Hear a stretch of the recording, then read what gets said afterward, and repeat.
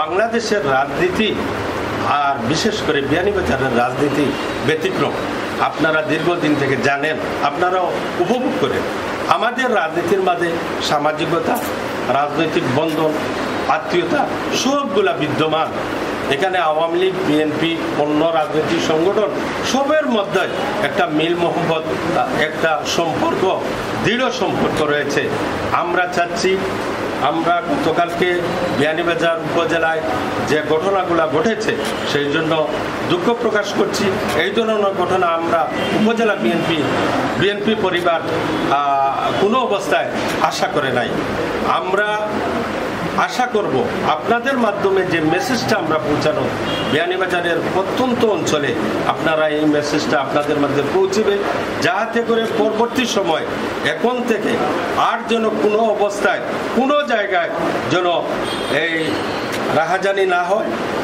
যদি কোনো অবস্থায় কোনো জায়গায় সংঘর্ষ, কোনো দোকানপাটে আগুন দেওয়া, কারোর বাড়িতে আগুন দেওয়া, এই ধরনের কিছু ঘটে, তাহলে উপজেলা বিএনপি এর দায়িত্ব নেবে না।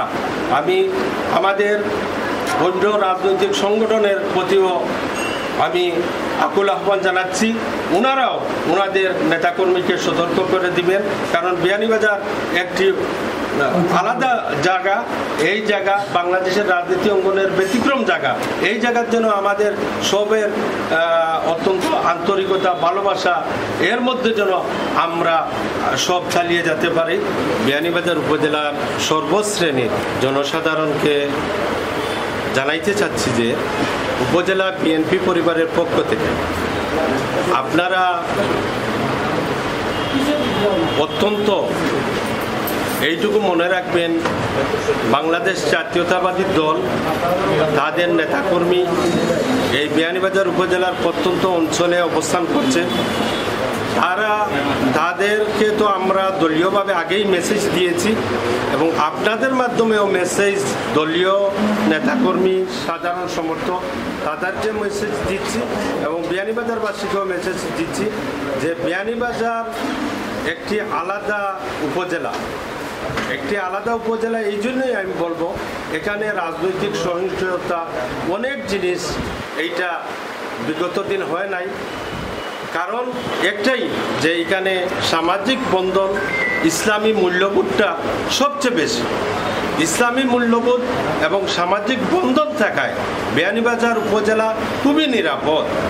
আমি আশা করব আপনাদের মাধ্যমে যে বিয়ানীবাজারের প্রত্যন্ত অঞ্চলের মানুষ যেন নির্দ্বিধায় তার অবস্থানে থাকতে পারে এবং বিশেষ করে আমাদের হিন্দু সম্প্রদায়ের যে ভাই বোনেরা আছেন, ওনাদের মন্দির আছে, এইগুলা বিএনপি সব নেতাকর্মীর দায়িত্ব হলো যে এইগুলা পাহারা দিয়ে রাখা, যাতে অন্য কোনো কুচক্রী মহল এই মন্দিরে আঘাত করতে না পারে, ধর্মীয় কোনো গির্জায় আঘাত না করতে পারে। এইগুলা আপনারা দেখে রাখবেন।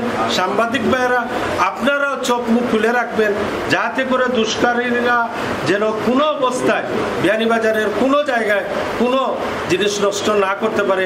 বিশেষ করে আমাদের হিন্দু সম্প্রদায়ের ভাইদেরকে যেন কেউ কোনো কথা না বলতে পারে, সেই দিকেও আপনারা নজর রাখবেন। তাদের ধর্মীয়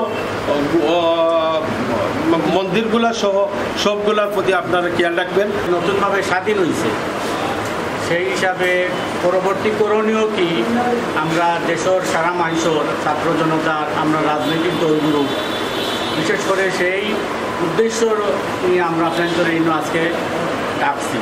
আমরা করণীয় কিতা বা দেশের মানুষের করণীয় কিতা, ছাত্র সমাজের করণীয় কিতা, আপনারা সাংবাদিক ভাইরা যারা আছেন তারারও আপনাদেরও পরামর্শ দিবা এই দেশগুলা চলতো।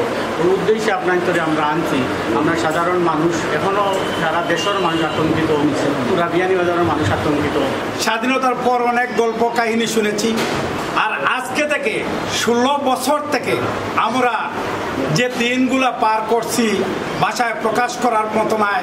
আপনারা সবাই বিয়ানীবাজারবাসী, আপনারা সাংবাদিকবৃন্দ বিয়ানীবাজারবাসী, আমরাও সবাই বিয়ানীবাজারবাসী। আমাদের সবচেয়ে বড় দুঃখ, তবে এর আগে একটি কথা আমি বলে যাই, আমাদের নেতা শহীদ রাষ্ট্রপতি জিয়াউর রহমান কোনোদিন ধ্বংসাত্মক রাজনীতির উপদেশ দেন নাই। আমাদের নেতা খালেদা জিয়া কোনোদিন ধ্বংসাত্মক রাজনীতির উপদেশ দেন নাই। বর্তমানে যে হাঙ্গামা হচ্ছে এটা বিএনপির রাজনীতির সাথে সম্পৃক্ত নয়। কোনো জায়গা তো বিএনপির কোনো নেতা কর্মী কোনো ধরনের হাঙ্গামা করতেছে না। বিএনপির মানুষের রক্তে বিষ ঢালা হয়েছে। বিএনপির মানুষ, অনেক মানুষ ঘরের বাহিরে আছে, এখনো পর্যন্ত ঘরের মধ্যে ঢুকতে পারছে না।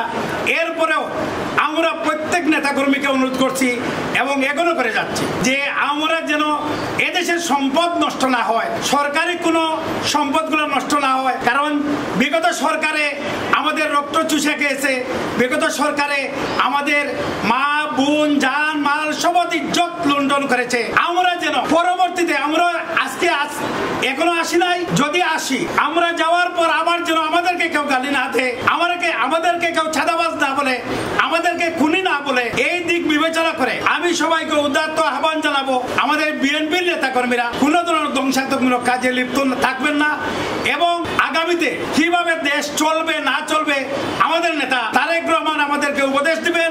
সেই আলোকে আমরা আগামী রাজনীতি চালিয়ে যাব, আগামীর বাংলাদেশ গঠন করার সহযোগিতা করব।